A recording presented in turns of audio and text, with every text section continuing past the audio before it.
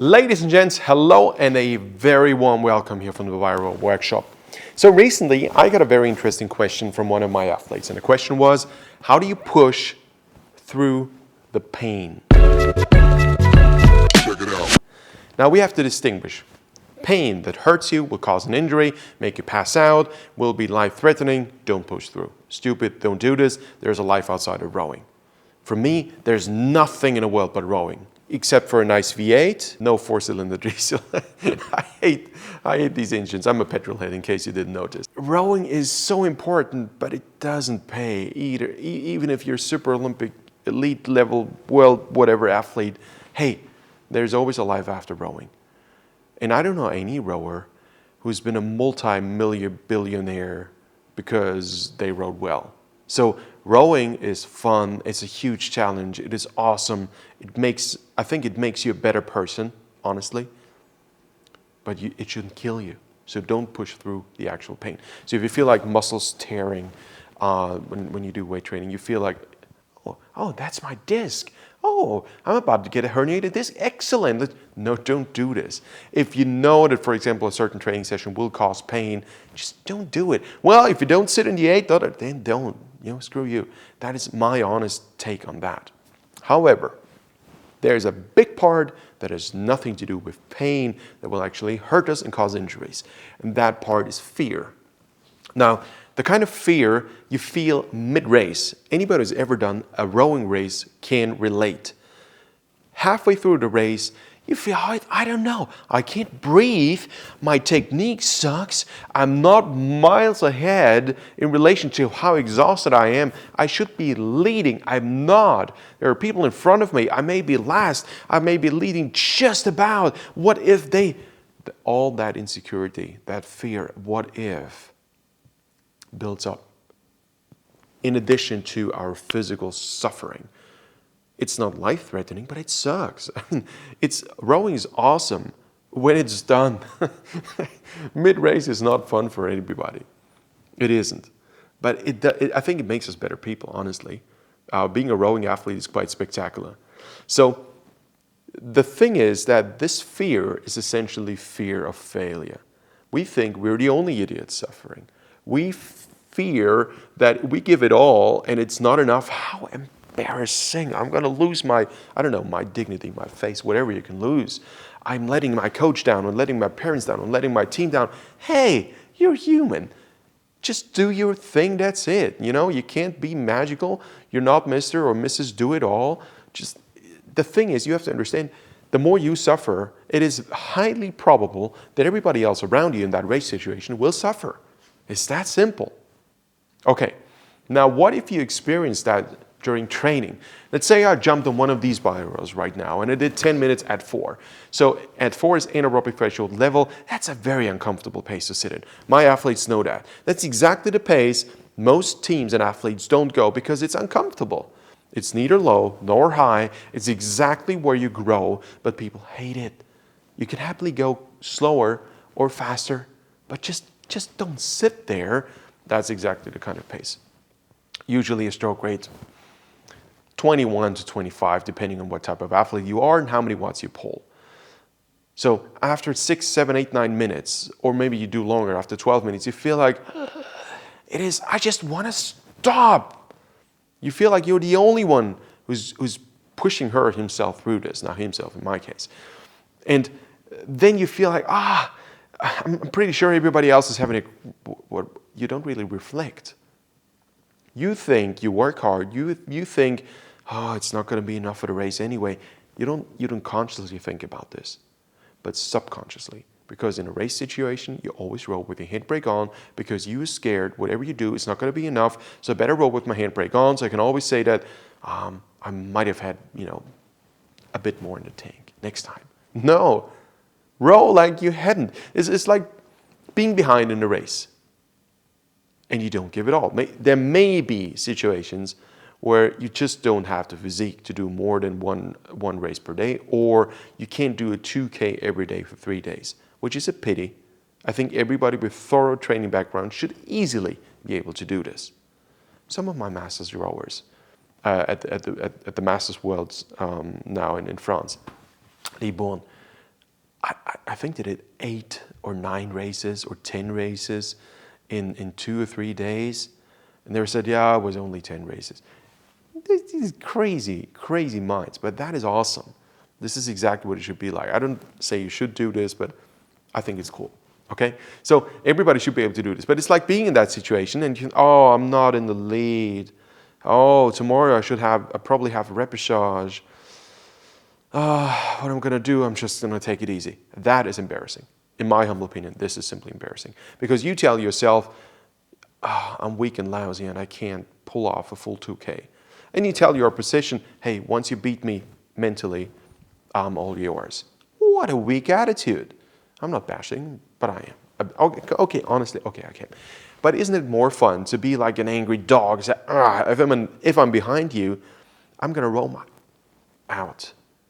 So that you know one bad stroke, my friend, and I have you. I've got you. I bite you and I don't let go. I can't, it locks up. When you're in the league, you start to demolish. Ain't friends here. We're not friends. Afterwards, we have a drink together. Hey, it's cool meeting you. You are honestly friends. Just before the start, all good. Hey, how are you doing? Awesome to see you. But in a race situation, I just want to beat you. And if I'm behind, I train myself to give it all, and it's not enough. I don't care. Happily fail. Now, why are we so scared of failing? Many reasons, probably. A lot of that is how we were brought up. And it starts with school. I remember being in elementary school, and I think it was year 2 or so. And I started to calculate. So, okay, how old am I? I'm 7, turning 8. I've got, oh my God, I got between 12 and 13 years before I can start university. That is crazy. It feels like being in prison. And if I fail, one of these major exams, and I fail too many times, I have to repeat an entire year every time this happens. This is how the system works in Austria. So this makes you quite ambitious not to fail, but it also makes you very economical. You don't enjoy the process.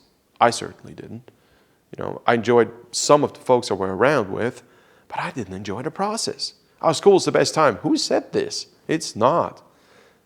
The thing is that my decision was I better get, the best grades I can possibly get. So I got them. Elementary school, middle school, high school, also the high school year spent in the US where I came with barely any English. Say, hey, my name's Aram, where's the toilet? I'm hungry. That was it. And then back in Austria graduation, I was on honors every single year. Was it fun? No, it was work. That teaches you work attitude. No, rowing taught me work attitude. Failing in rowing, how I started to row? I was 10 years old.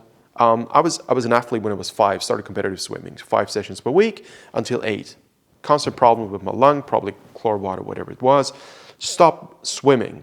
For 2 years, played a lot of soccer, which many people do in Austria, but Austria is not very successful, ironically, and in soccer. And then I got more and more overweight, and my mom said, hey, you should do some sports again, You like swimming, it's just pick something else. Here's a list of sports you can do. There was no internet back then. So she said, well, pick one of the sports. I said, no, Mom. You know what I'm going to do? I'm going to play chess. And she said, no, chess is not a sport. Chess is not a sport. I said, look, here's a list of sports. All of these teams, they're looking for young kids like you. I give you 3 days to choose, or I make you go ballet. I said, that's a tough decision. So I made a choice. I said, okay, look at rowing. So I went at the rowing club and had one trial session, and I liked it. Then I think a week later, there was a regatta in Vienna, and I saw the Austrian men's lightweight quad passing by that with the finish and that speed, and I was like, you know what? I was, to put it politely, I was impressed. I was just struck. I couldn't walk. I was this chubby little kid, 10 years old. I said, whatever it takes, I'm going to work my butt off to be in such a boat. One day. In the back of my mind, I knew that was a lot of failing, because training is a lot of failing. I knew that from swimming already. There are many times where you can't do what you want to do, where you want to make a medal in swimming, and you can't because you're just not fast enough. Okay, fail, fail, fail, fail, fail. Succeed once, you're in. And I worked my way. In the rowing club where I was then, nobody took care of me. There wasn't anybody. There was no coach. So we didn't have a phone. We were quite poor. So I went to the phone booth and called the rowing club. If somebody would pick up, for hours I would stand there and say, anybody picking? Nobody picked up. Next day I went there again, spent a few coins we had and say, oh, is somebody, yeah, call again tomorrow. I just called again. It is already tomorrow. No, call again. I didn't call. I went by public transport an hour there, sat there on the stairs, say, can somebody please show me how to row? No, there's no coach here today. I came the next day, and the next day, and the next day, and the next day, and the next day. 1 hour back, 1 hour there, 1 hour back. Until somebody felt pity for me and said, what's that guy sitting here again? Somebody should really take care of him. And this is how somebody felt enough pity to show me how to row on an erg with the hope that if I would sit on one of these linear ergs, I didn't say concept 2, but one of these linear ergs, then I would be so disgusted I would actually leave. I didn't. Say, great, now show me the water. No, come again tomorrow. They thought it wouldn't come. I came. Then I went out in a triple. And when somebody showed me, a French coach, I truly appreciate his effort, and his son, they went with me. I was a total beginner, and I was stubborn, I was stupid, but they showed me how to do it. And then I understood, okay, they say I'm too small, so I'm probably not talented. This was their definition of talent. So I probably have to work a lot. And that's when I came to the club whenever I could. And then I did this, and for the first, I think 2 or 3 years, every single race I entered, I think for the first 2 years, every single race I entered, I became last. Not second last, last. Why? I was technically very good, very, very good. This is what people said. But I didn't dare to win because I didn't want to offend other people. Shows you how screwed somebody can be. I didn't want to hurt somebody else's feeling. Essentially, I said, you go first, I go last. It's okay. And I remember vividly, I was jogging. So I did a training session at home, or went for a run. I hated running. I absolutely hated it. And it was already dark. And I ran. It was that park. I ran. And I was thinking, Aram, you're going through all this training. I mean, you spend so much time. I think it did 6 training sessions a week with 12 years, or 7 training sessions a week. Why don't you, shouldn't you win? Shouldn't you give yourself a reward? So, and without knowing, the next moment I was jogging, I'm going to win. And the next moment I thought, you idiot, start becoming second last. Don't think about winning yet. But it just came out of my mouth. All of a sudden I was starting to talk to myself. I'm going to win. And then I was starting to shout. People look at me. Oh, it's that weird kid here.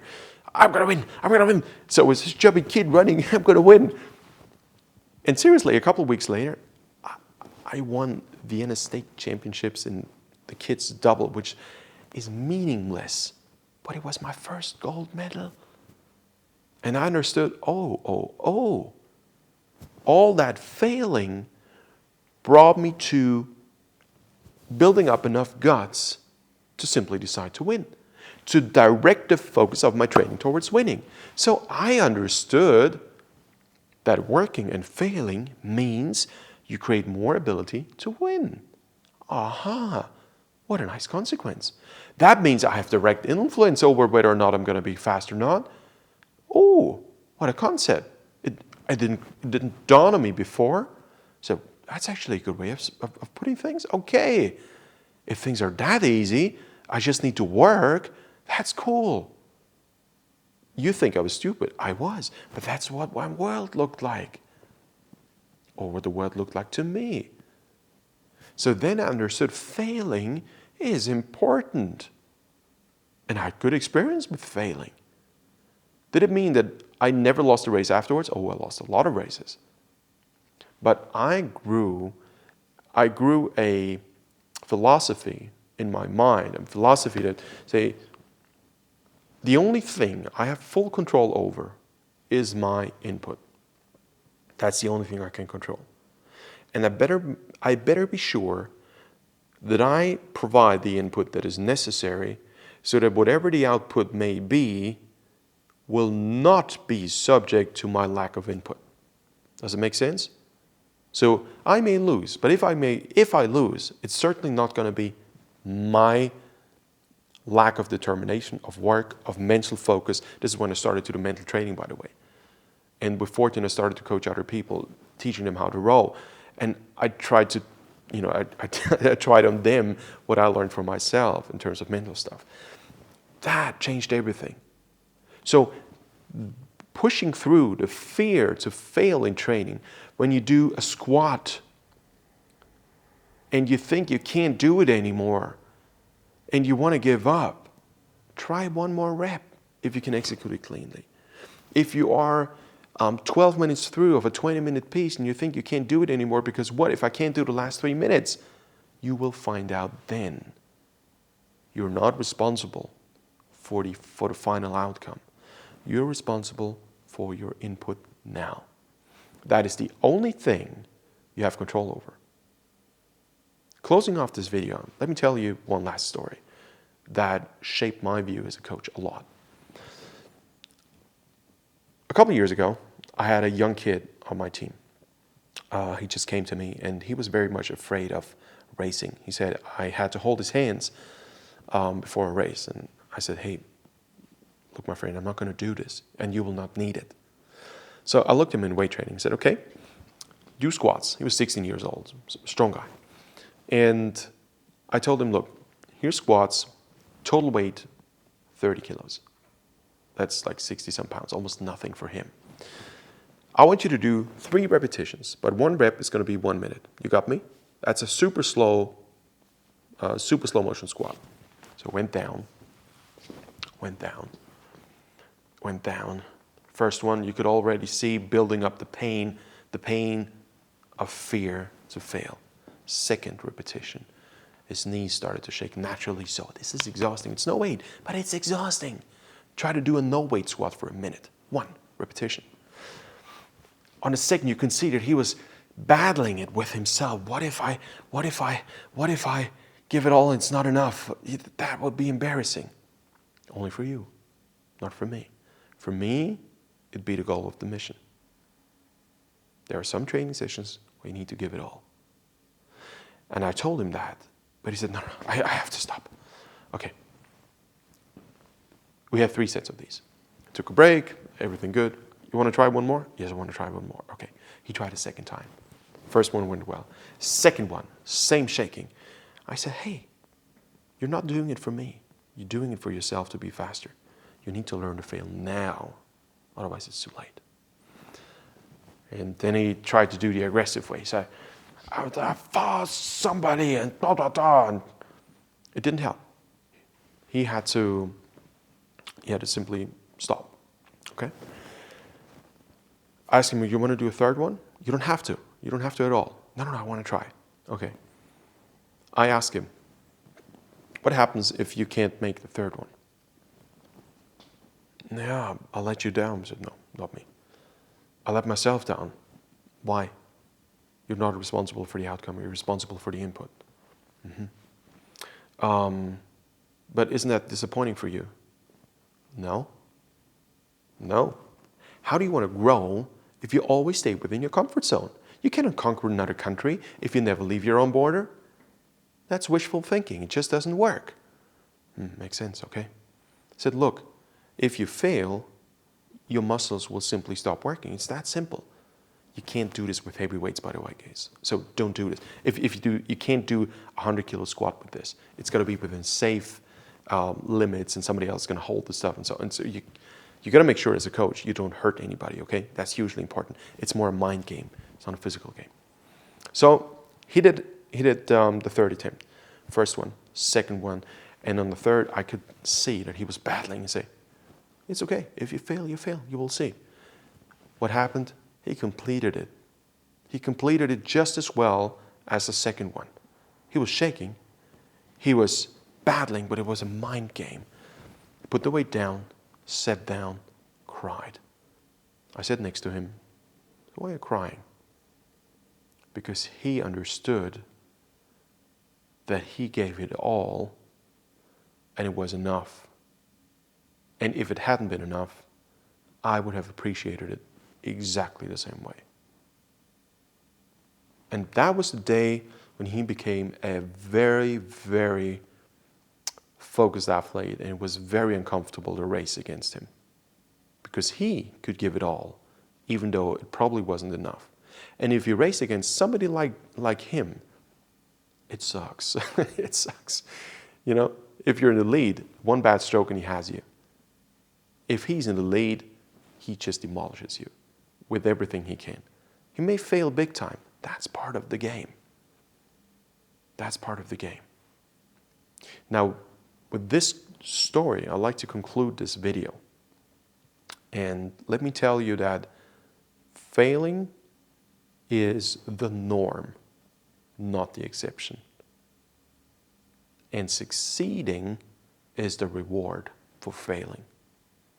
Does it make sense? I hope so. I'm very much looking forward to your comments. What do you think? What are your personal stories? I'm sure there are many. Now, with this being said, thank you so much for watching. Share the video if you think that somebody else could possibly benefit from it. If you haven't subscribed, do it now. I try to bring a lot more videos like these, also rowing technique and training, playing, all that stuff. Just let me know what you're interested in. Happily answer all the questions.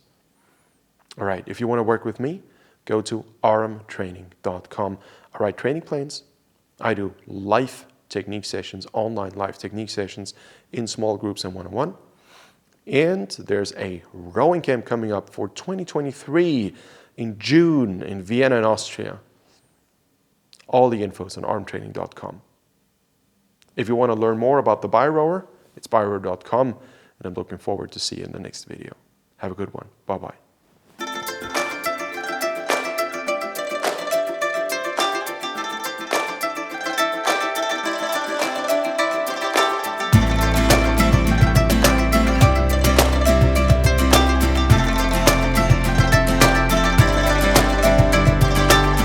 That is what most people are afraid of doing. Most people say, no, I'm going to do it in a race situation.